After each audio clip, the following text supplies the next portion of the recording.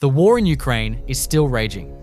June 6, 2026, a Russian soldier in southern Donetsk became the target of a Ukrainian FPV drone. While moving through open terrain, he tried everything to escape, but he was unarmed and wearing only sports clothing. With no cover nearby and nowhere to hide, he was unable to get away. SBU Alpha, Special Operations Center, active across the entire front from the contact line to deep inside Russian-held territory. 1 week, nearly 2,000 Russian personnel targeted by FPV drones. Watch the soldiers in this footage, alone on the front line, inadequate camouflage, some without weapons at all, moving without any clear objective, unaware of what's already tracking them from above. No ammunition reaching them, no support arriving. None of them knew an Alpha FPV drone was already watching, until the moment it arrived. This is what the front looks like for Russian infantry in 2026. Not a coordinated force. Individual soldiers, scattered, under-equipped, disconnected. And an elite unit with FPV drones that covers the entire width of this war, finding each one. When 2,000 targets are confirmed in a single week by one unit, what does that tell you about the density of Russian infantry exposure on this front? In this footage, a 110 BBS drone operator detects a Russian soldier hiding under a tree. The soldier notices the drone only at the last moment as it begins its attack and is unable to escape. The soldier's advanced age is also a noticeable detail. SIGNUM Battalion, no categories, no exceptions. Infantry, motorcycles, ATVs, artillery, logistics trucks, Mavic launch points, ambush drones waiting on the ground, Russian drones in the air. A soldier in tracksuits who thought he blended in. Everything that moves for Russian forces in this sector. SIGNUM's FPV drones find it. SIGNUM's FPV drones targeted. This isn't one type of operation. This is what an entire day of systematic FPV pressure looks like from a single battalion. No gaps, no safe zones, no moment of rest for anything on the contact line. Watch what they took down. 31,530 Russian personnel confirmed as casualties in a single month. The vast majority, FPV drones. And the reach keeps expanding. Strikes 20 to 150 kilometers behind the front line are scaling up. Hits beyond 50 kilometers have doubled. Ukraine isn't just defending its contact line. It's systematically degrading the entire depth of Russian military infrastructure. Every logistics hub struck, every fuel depot burned, means frontline units that fight with less. The drone isn't just a weapon anymore, it's a strategy. When FPV drones account for the majority of 31,000 casualties in a single month, has any weapon in history scaled this fast from tactical to strategic? Not every drone moment on this front is a strike. A Ukrainian drone spots a friendly soldier moving through the sector, clearly in need of water. The operators decide to help and drop a bottle down to him. The soldier doesn't know whose drone it is. He sees something falling from above and runs, as fast as he can, in the other direction. Only afterward did he realize what had just happened. After watching everything else in this footage, can you blame him for running? Open terrain, the most dangerous ground on this front. Russian soldiers caught in the middle of an open field, no cover in any direction. The FPV closes in. Panic sets in before they can raise their weapons. No trees, no walls, no time to think. Open ground on this front isn't neutral. It's a strike zone. The moment a soldier steps into it without cover, the outcome is almost predetermined.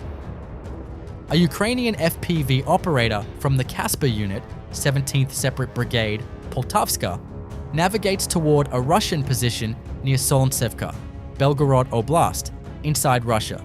The approach is blocked by anti-drone nets and obstacles. A single mistake ends the mission. The operator weaves through, bypasses every barrier, reaches the position. An Ulan 2 ATV is targeted. When experienced operators can navigate through dedicated anti-drone barrier networks, how effective is passive drone defense actually becoming? Kostiantynivka direction. Ukraine's 2nd Marine Battalion, 36th Marine Brigade.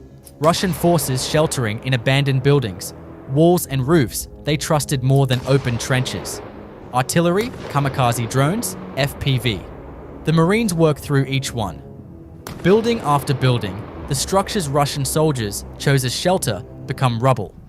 When every abandoned building in a sector becomes a strike target, is sheltering inside structures still a viable tactic?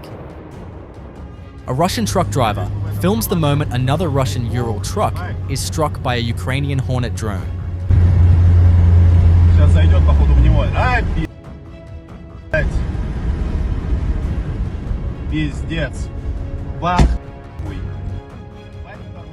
Radict Group, 93rd Mechanized Brigade.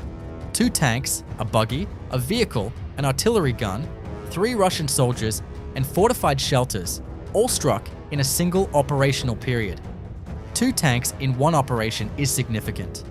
Armor that was supposed to support Russian advances now burning in place. The shelters that were supposed to protect the personnel supporting that armor, also gone. When a single unit confirms 2 tanks, artillery, vehicles, and shelters in one sweep, how does Russian command replace losses at this rate? Pokrovsk direction. Kryla Omega, Special Operations Forces. A Ukrainian heavy drone mining a road. Russian forces drove straight into it. This is a different kind of drone operation. Not a direct strike, but area denial. The drone places the mines, withdraws, and waits. Russian vehicles do the rest themselves. Footage shows Ukrainian forces launching the German HX-2 loitering munition. The HX-2 has been used to strike Russian logistics vehicles and checkpoints. Kostiantynivka direction. Electricians Unit, 3rd Mechanized Battalion Western Wolves, 100th Mechanized Brigade. Drone dropped shells and anti-tank mines on Russian positions. The choice of AT mines isn't random. A standard explosive dropped from a drone detonates on impact. An anti-tank mine delivers a shaped charge, designed to penetrate hardened surfaces and fortified positions that fragmentation alone can't reliably destroy. When Russian forces dig in deep or shelter inside reinforced structures, the AT mine gives drone operators the penetrating force to reach them. 2 delivery methods, 2 types of damage. The electricians are using the right tool for each target. Another Russian ammunition depot. This one hidden inside a tree line, carefully concealed. 42nd Mechanized Brigade Perun unit found it. 1 FPV drone, 1 direct hit into the opening. The secondary explosion tells the full story. Everything stored inside, going up at once. Every round that detonates here is a round that never reaches Ukrainian positions. Ukraine's unmanned systems forces tracked down the 90th Sapper Regiment of Russia's 51st Army. The unit that built and mined the Surovikin defensive line across the Kherson and Zaporizhzhia directions, and conducted engineering operations in Bakhmut and Avdiivka. The regiment was found in Pionerske, Donetsk Oblast. A massive overnight strike followed. This is the significance of targeting engineering units specifically. The Surovikin line, one of the most extensive defensive fortification systems built in modern warfare, was constructed by units like this one. Destroy the engineers and you don't just remove soldiers.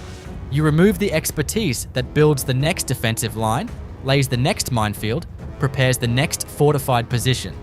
Alongside the regiment strike, logistics convoys burning, substations hit, Mariupol port infrastructure struck in the same night.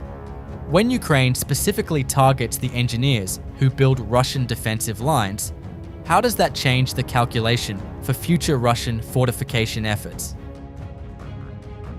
The Melitopol-Chongar route, the mainland corridor connecting Russian-held southern Ukraine to Crimea. Ukraine's 3rd Special Operations Regiment targeting everything moving along it. Logistics vehicles struck, supply lines disrupted. Every truck that doesn't complete this run is fuel and supplies that don't reach Crimea. the peninsula depends on this corridor. It's how Russian forces stationed there receive everything they need to operate. Ukraine is now systematically targeting this route, and this, according to the unit themselves, is just the beginning. That's everything for today. June 6th, 2026, day 1563 of this war. 273 combat engagements recorded over the past day. Heaviest fighting in the Pokrovsk and Melitopol sectors. Russian total losses have now crossed 1,370,890 personnel, with 1,550 casualties in the last 24 hours alone. Ukraine's defense forces have doubled the number of strikes on Russian targets more than 50 kilometers from the front line. The Melitopol-Chongar corridor to Crimea is now under systematic drone pressure. The 90th Sapper Regiment, the unit that built Russia's Surovikin defensive line, was struck overnight in Donetsk Oblast. And a significant prisoner exchange, Ukraine has brought home 1,429 people from Russian captivity through 7 exchanges conducted since the beginning of this year. 483 Russian transport vehicles struck in one day. Without this route, Crimea starves and the front line goes cold. The front holds. The drone war never stops. Subscribe for daily frontline coverage. No agenda, just the facts. See you in the next one.